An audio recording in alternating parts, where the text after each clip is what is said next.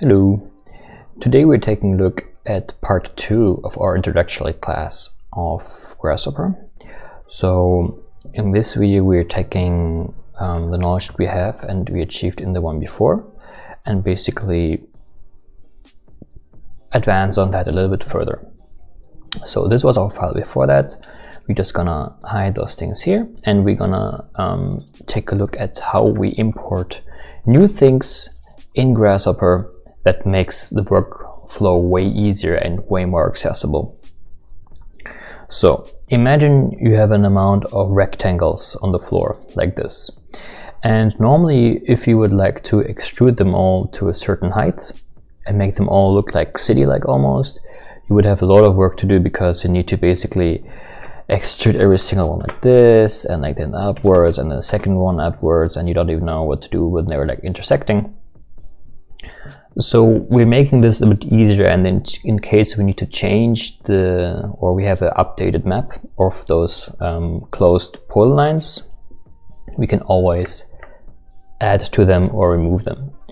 So how do we do this? So first of all, we're gonna go under params, then we take the geometry, the curve one, and then we right click it, and then we set multiple curves. And we select those, press enter, and then we have the curves in our environment. So here they are. And what I want to do now is basically I want to make those things a bit more smoother, because as you see they're like joining together here, but they're not really following the right curve, that the outline will not be happening. So we can use the command under it should be region union. I think it's under intersect, shape, and then region union, and we just drag and drop this into here. It might take a little while until it's like loaded, but then we have the final curves here, and if we would just hide those quickly in the rhino viewport, we have those exactly how I want it. So as you see, before it was like this, and what this makes, it basically takes a look at which things are outside and inside and puts them all together. So now we have the result, and those are basically, as you see here, 173 polylines, and we're just gonna use a panel, and if we just type in // and you see we have a whole bunch of polylines. 173 actually of them, because like start at 0. Okay, what we want to do now is that we want to basically extrude them all upwards. So how do we do that? Okay, well, there are several ways of doing this. So a very basic one, we're gonna try with this method. So you're gonna go under surface, and then you go under Freeform, it should be. Yes, Freeform Extrude.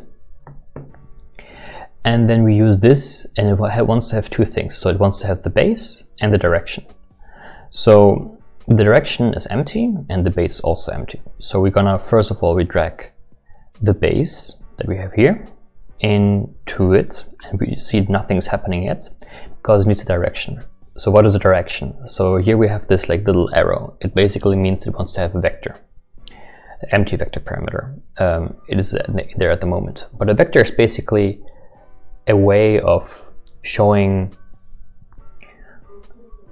a line, or basically a point to another point in a 3D space. So for example, I'll demonstrate this to you over here. For example, so we have one point here and one point here.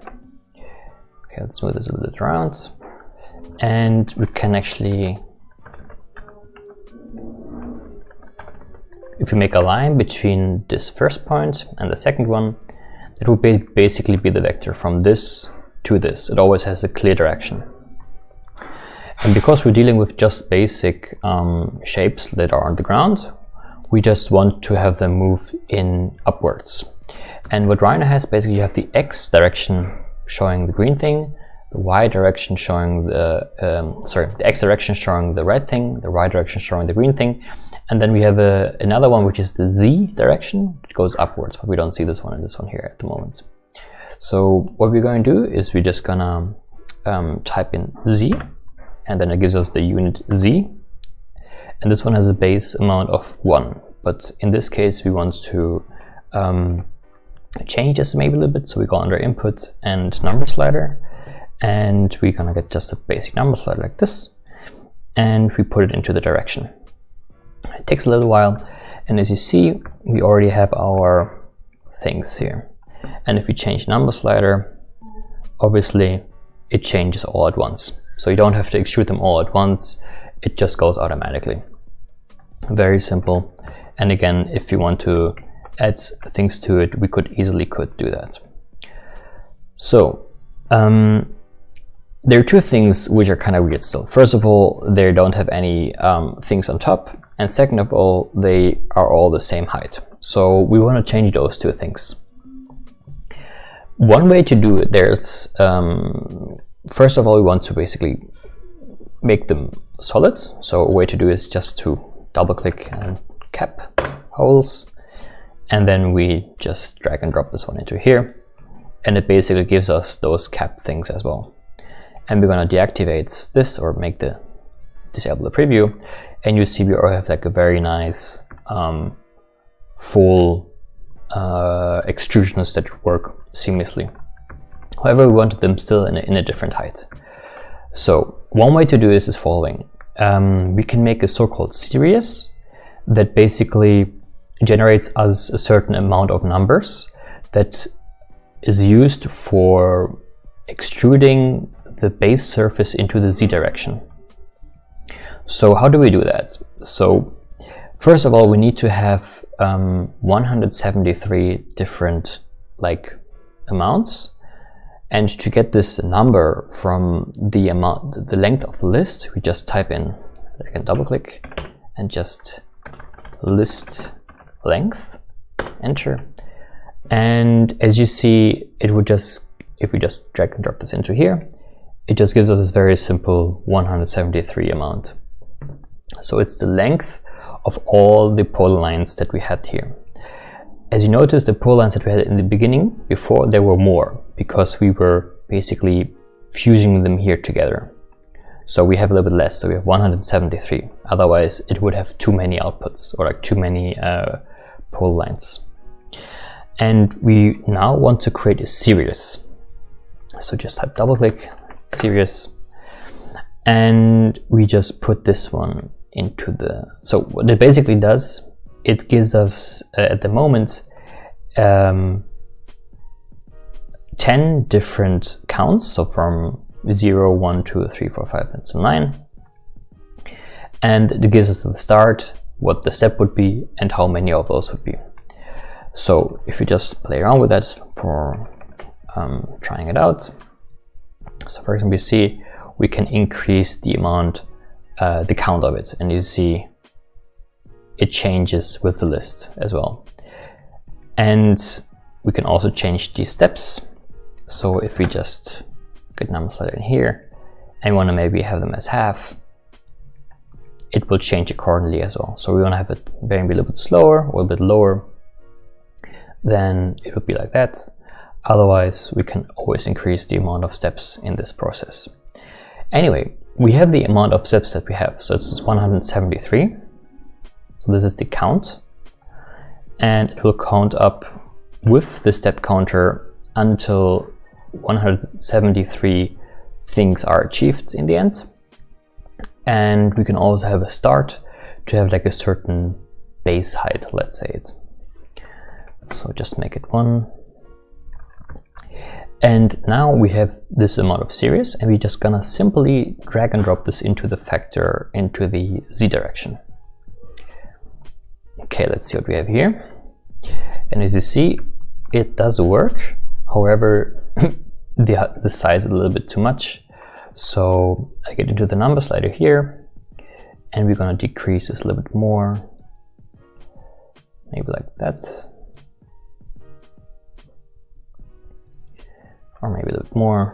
Double click on it, you can just like that. So this looks already a little bit more like a city. I actually want to have it a little bit less.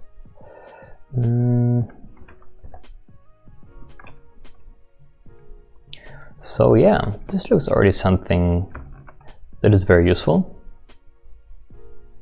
So you have different heights on the different things.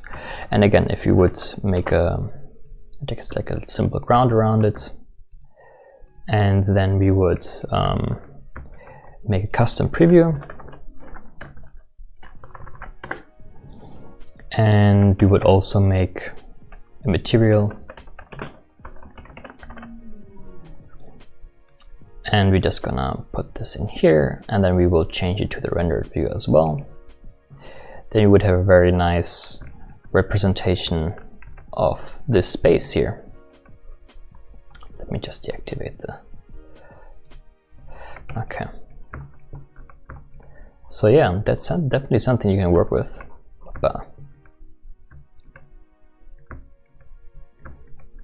And for example, again, if you're unhappy with the sizes or with the things, you can always just change them around.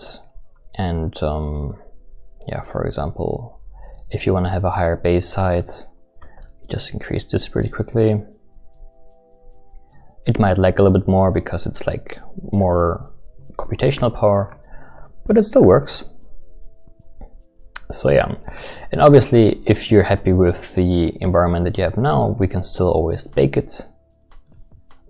And now we have the whole geometry in Rhino itself. And with that you can continue working on them and can continue changing them in case how you need it. For example, if you say, okay, I want to remove now those things in here to make some kind of like street happening, you could do that.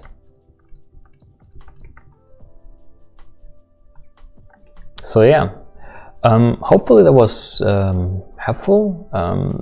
It might was a little bit more advanced knowledge, but that's something how you can make your workflow really easy. And in case you have another set of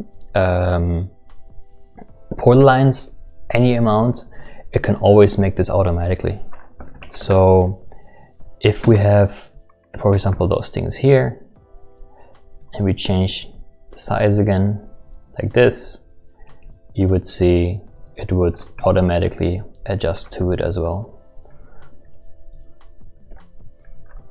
And I think that's pretty powerful, because now you can change the design depending on your needs, and what still has this parametric function to it that you can use flawlessly in your design.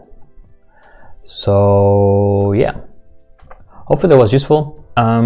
If there are any questions, please ask them. Otherwise, we would maybe show in the next video, we talk about plugins as well as some kind of different techniques that happen in Grasshopper, for example, like trees. And maybe we can also take a look at how you can visualize that a little bit more, and then also animating things as well. So yeah, thank you very much for watching. If you want to see more of those videos, definitely come back. Yeah, have a great day, and thank you very much.